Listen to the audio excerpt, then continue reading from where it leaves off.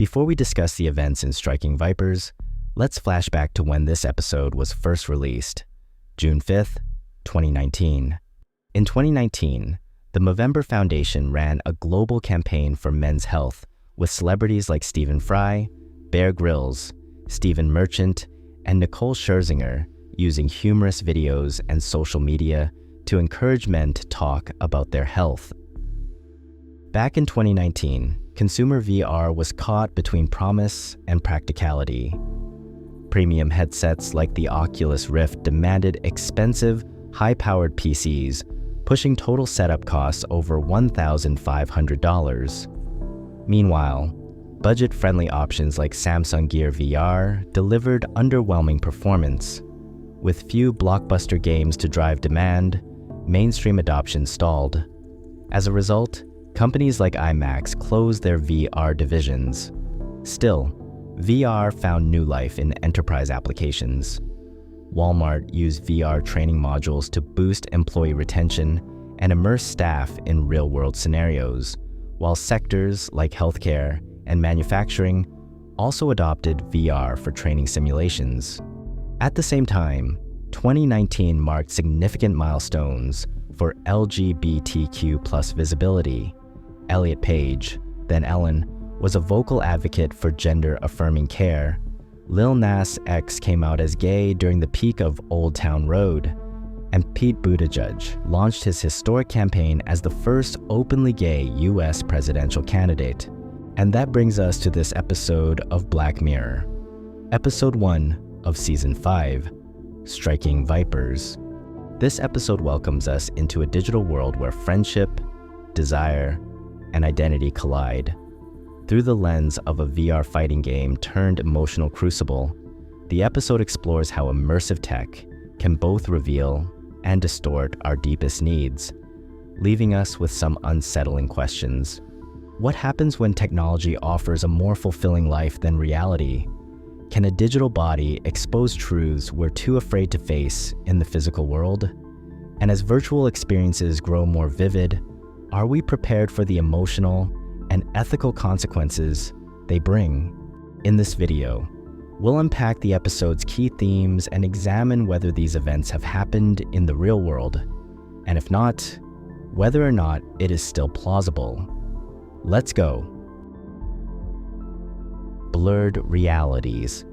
When Carl gives Danny a birthday gift, Striking Vipers X, a hyper-realistic VR fighting game, their casual nostalgia takes an unexpected turn.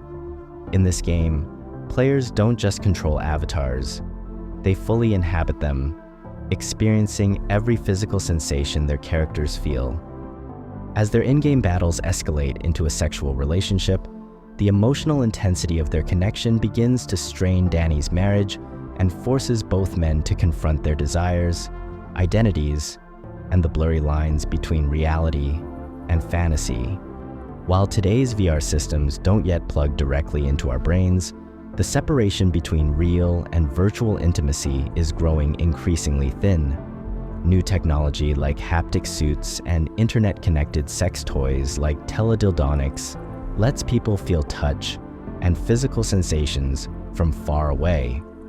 Companies like Kiru offer Bluetooth-enabled devices that sync with a partner's movements or online media, making remote intimacy physically real. In a 2023 survey, a staggering 41% of users say they've fallen in love in virtual reality, and it's not about looks. In fact, 2/3 of those who've fallen in love in VR say their partner's physical sex doesn't even matter. However, the darker side of immersive technology is getting harder to overlook. Many VR platforms quietly collect personal data, like your heart rate, facial expressions, and even brain activity, often without users fully understanding or consenting. According to the American Association for Marriage and Family Therapy, up to 1/3 of internet users go online for sexual reasons, and nearly 1 in 5 can become addicted to it. As internet use becomes more common, more couples are running into serious issues like trust problems, emotional distance, and even breakups because of online infidelity. A 2017 Deseret News survey revealed striking gender and generational divides in what people consider cheating. Women were significantly more likely than men to label both online and offline behaviors as always cheating. 59% of women, compared to just 42% of men, said that sending flirty messages crosses the line, while 70% of women said simply having an online dating profile counts as infidelity. In a survey of 91 women and 3 men affected by a partner's cybersex addiction, 68% described sexual problems in their relationship directly related to the addiction. About 22% said the addiction was a major reason for separation or divorce. Age also played a role in how people view cheating. Surprisingly, millennials were more likely than Gen Xers to say that watching porn alone is cheating. These changing opinions show how modern technology is making the line between loyalty and betrayal harder to define. For Danny, the escape wasn't just into a game, it was into a version of himself he couldn't find in daylight. And maybe that's the real question Striking Vipers leaves us with.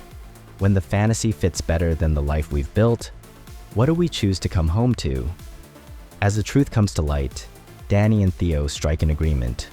Once a year, he returns to the virtual world, and she explores real-life connections of her own. It's not the first time they've played pretend. Earlier in the episode, they flirted with roleplay to revive their spark. But this time, the game is real. Their compromise isn't a happy ending so much as a new set of rules. In the United States, polygamy is extremely rare, less than 0.5% of households, but public acceptance is growing. Approval of polygamy as morally acceptable has risen from 7% in 2003 to 23% in 2024, especially among younger, unmarried, and less religious Americans. Interestingly, men are 6 times more likely than women to be open to polygynous relationships, according to recent UK research. We already live at the edges of intimacy, crafting curated selves, clinging to parasocial ties, chasing comfort in the glow of a screen. VR, AI, and immersive worlds only pull us deeper, fusing intimacy and illusion into something hard to untangle. Bodies in the mirror. In the game, Carl chooses to play as a female fighter named Roxette, not just as a disguise, but as a truth he hasn't yet admitted. What unfolds is less about sex and more about the fluidity of self in a world where identity can be downloaded and worn like clothing. The episode reflects the real-world experience of exploring names, pronouns, and appearances in digital spaces before coming out in everyday life. It captures the emotional challenges that many LGBTQ+ individuals face during their coming out journeys. In 2023 alone, more than 30 new laws targeting LGBTQ-related education were enacted, reshaping the 2023 to 2024 school year. These measures include bans on discussing sexual orientation and gender identity in classrooms, limits on pronoun use, and mandates for parental notification or opt-in before students can access LGBTQ inclusive curricula. Simply put, the physical world is not a welcome one for exploration, which is why so many turn to digital spaces to discover who they are. A 2025 study on Zepeto, a social app where people interact through avatars, found that female users who took on male avatars felt more connected to their virtual characters and more confident in their real-life gender identity. Inclusive design has been shown to boost mental health and promote a sense of empowerment. A 2024 study of 79 trans and gender-diverse adults found that customizable avatars in games were associated with increased enjoyment, empowerment, and authentic self-representation, while restricted customization reduced engagement and could trigger distress or dysphoria. Trans and gender-diverse youth face far higher rates of rejection, discrimination, and violence than their cisgender peers. As a result, around 61% experience suicidal thoughts, and nearly 1 in 3 have attempted suicide, more than 4 times the rate of cisgender youth. In this context, the digital world becomes a lifeline. Research shows that having just one online space where LGBTQ+ youth feel safe and understood is linked to a 20% lower risk of suicide attempts and a 15% drop in recent anxiety. Virtual bodies aren't just avatars. For those navigating the margins of society's acceptance, they can become windows into a more authentic future. But here's a deeper question. When does a safe space become a place to hide? The digital high. It starts with 2 old friends staying up all night playing the game they loved in their 20s, laughing, trash-talking, reliving the past. But what begins as nostalgia slowly shifts. The game becomes a secret habit. Soon, Danny is forgetting his anniversary and growing distant from his wife. Striking Vipers isn't just about sex or fantasy. It's about how addiction can sneak in under the cover of comfort, and how escaping reality too often can leave the real world behind. Between 2% and 20% of frequent VR users display compulsive behaviors, with addiction risk linked to the immersive feeling of embodiment inside an avatar. Our attention spans have dropped to just 45 seconds on average, and video games are a major driver. Many of the most addictive titles keep us hooked with competitive and social features, like Fortnite or League of Legends, immersive escapism, like Skyrim or Stardew Valley, and personalized roleplay, like World of Warcraft or The Sims. These experiences trigger dopamine hits, making everyday life feel unrewarding in contrast.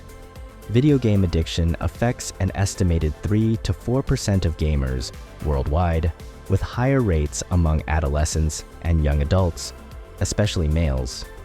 Addicted gamers can spend up to 100 hours a week immersed in play, sacrificing relationships, hobbies, and responsibilities along the way.